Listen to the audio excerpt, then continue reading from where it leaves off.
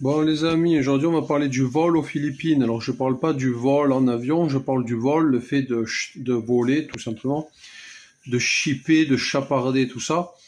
Donc comment ça se passe aux Philippines? Alors en fait c'est régi par l'article 308, 309 et 310 du Code pénal philippin. Donc ça c'est un truc à savoir. Donc en fait comment ça se passe? Ben, le vol ici, bon, après tu as différents types de vols, ok? Mais le vol classique, la peine, c'est en fonction de la valeur de l'objet volé, tout simplement. Ici, si tu voles un truc de moins de 500 pesos, tu auras, je crois, maximum 30 jours de prison, quelque chose comme ça.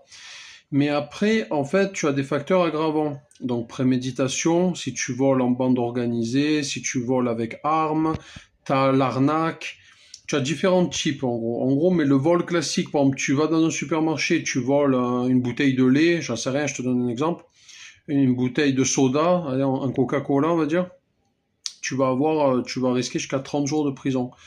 Et ici, tu l'as fait, la prison. C'est pas la France, hein. C'est pas t'es condamné avec sursis, peut-être, rappel à la loi, machin, non, y a pas. En fait, tu voles, on t'arrête et on t'envoie en prison directement. Voilà.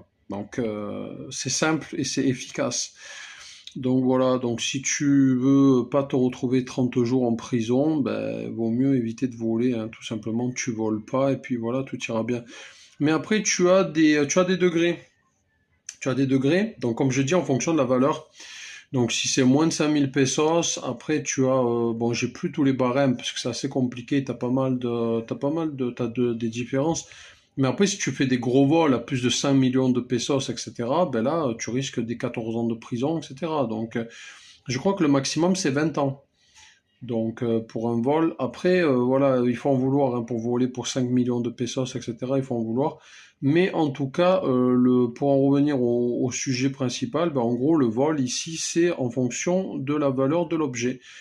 Donc, le mieux, c'est de pas voler, évidemment. Mais après, si tu voles un truc ben, cher, ben, tu sauras que tu peux passer un bon gros moment en prison, hein, tout simplement. Voilà les amis, j'espère que cette vidéo vous a intéressé. N'hésitez pas à me dire en commentaire ce que vous en pensez et les différences avec le système judiciaire français, tout simplement. Donc je vais faire un article sur ça parce que c'est intéressant. Je trouve ça intéressant de savoir un petit peu les différents types de vols, tout ça, un petit peu les différents types de risques dans différents pays. Et voilà. Donc je vous dis à bientôt pour de nouvelles vidéos. Bye bye.